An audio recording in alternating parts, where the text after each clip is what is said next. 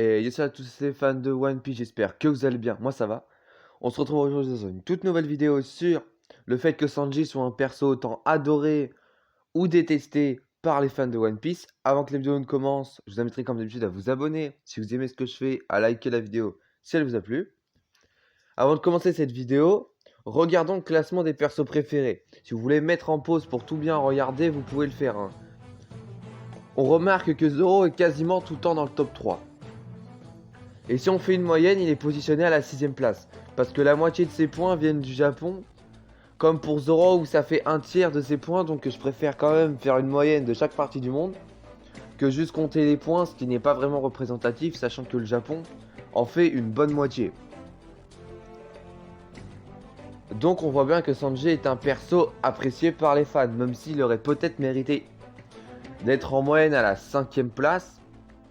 Si dans les derniers éléments qui sont passés à Wano Kuni et Onigashima, il n'y aurait pas eu ce qui s'est passé. C'est-à-dire ce que je vais évoquer juste après.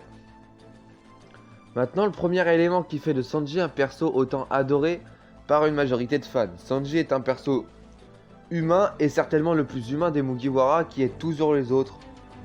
Et ça, on le voit souvent. C'est toujours le premier à aller aider son prochain. Après, Sanji a toujours des moments badass comme contre Ener, Jabura. Et même après l'ellipse, oui c'est vrai, il a eu des moments badass, c'est vrai. Quand par exemple il y avait l'arc de Dressrosa et qu'il y avait une amire de Big Mom. Quand il a dit à Luffy, tu me passes les rênes pour que je puisse contre-attaquer contre Big Mom. Là c'était quand même assez badass. Parce qu'il savait pas si elle était à bord. Donc après comme qualité il a aussi sa stratégie. Comme on l'a vu sur Enies Lobby qui est assez évolué. Même si c'est vrai que ça c'est de la stratégie, mais c'est par exemple que quelque chose en combat qui ne va pas être extrêmement utile. Parce que le problème c'est que tu peux pas te barrer pour revenir pour tendre un piège. Non, il va te suivre. Et même si c'est pour des techniques en combat, je pense toujours que Luffy et Zoro sont plus intelligents que lui. Parce que Luffy a beau être con, faut se le dire, non, mais là faut être honnête. Parce qu'on sait même pas s'il sait lire en fait, donc oui. Et bah, le truc où ça devient bizarre, c'est que Luffy, quand il s'agit de combat, c'est un génie. Et Zoro, quand il s'agit de combat, c'est aussi un génie pour trouver des grosses techniques, pour arriver à éclater ses adversaires. Et Sanji aussi, sauf que du coup, c'est que sa stratégie ne sert à rien là. Parce que contre ces deux gars, un peu compliqué de rivaliser. Après, il y a l'histoire de Sanji, son histoire qui est extrêmement importante. Et qui a été développée, mais qui n'a pas été assez bien développée pour moi parce que dans l'arc de Whole Cake Island, il aurait dû mériter un combat. Parce que ok, il a affronté un petit peu Oven, un petit peu Daifuku. Sauf que c'est bien de mettre un coup comme ça par surprise. Mais bon voilà, on va pas se cacher que bon. Le truc qu'il aurait fallu, c'est qu'il y ait un vrai combat contre par exemple Oven. Parce que Oven, Daifuku, c'est des ministres. Et ils ont le niveau d'un Tobiropo chez Kaido. Et le truc, c'est que du coup, on a vu qu'avec sa Red Suisse, il éclatait Page One, qui est certainement le Tobiropo le plus faible. Oven et Daifuku sont loin d'être les plus faibles niveau Tobiropo, je dirais. Niveau ministre. Du coup, un combat Sanji sans Red Suite contre eux, ça aurait été extrêmement serré et intéressant à voir. Après, il y a aussi une qualité chez lui qui est excellente, c'est qu'il n'abandonne jamais. Alors oui, vous avez totalement raison, c'est pas du tout comme Zoro, qui lui n'abandonnera jamais. Lui, c'est pas par rapport à ça, lui c'est par rapport aux femmes. Parce que combien de fois Nami et Robin lui ont fait comprendre que non, mais il continue et continuera toujours d'être amoureux d'elle et de forcer pour qu'elle soit aussi amoureuse de lui. Et ça, il changera jamais.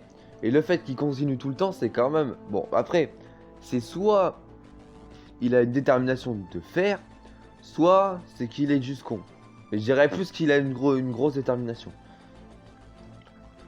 Maintenant, les défauts qu'on pourrait lui reprocher pour ne pas l'aimer. Alors le fait qu'il ne frappe pas les femmes, je comprends totalement que ça peut en énerver certains.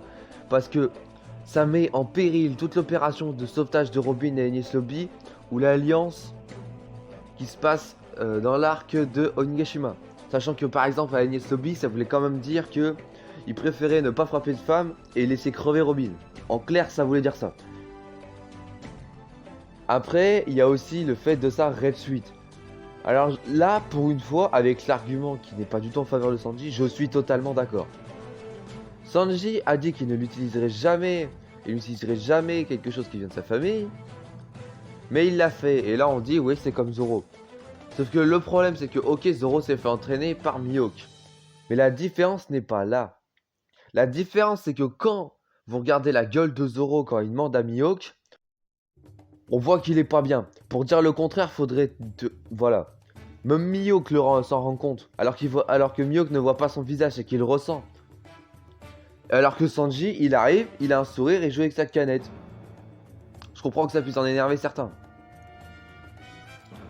Le truc c'est qu'on ne voit pas que Zoro, ça le dérange totalement, alors que Sanji, il a le sourire aux lèvres. Et ça, maintenant que c'est fait, ça va être compliqué à changer.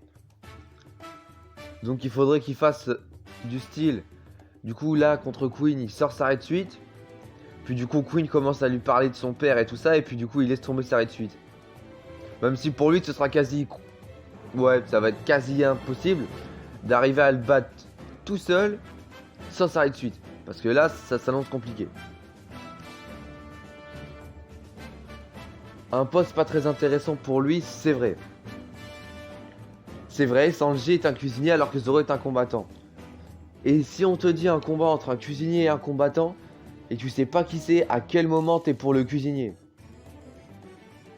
Si c'est un combat de boxe entre un cuisinier 4 étoiles, entre un chef 4 étoiles si vous préférez, ou un grand combattant, honnêtement je parie sur le combattant.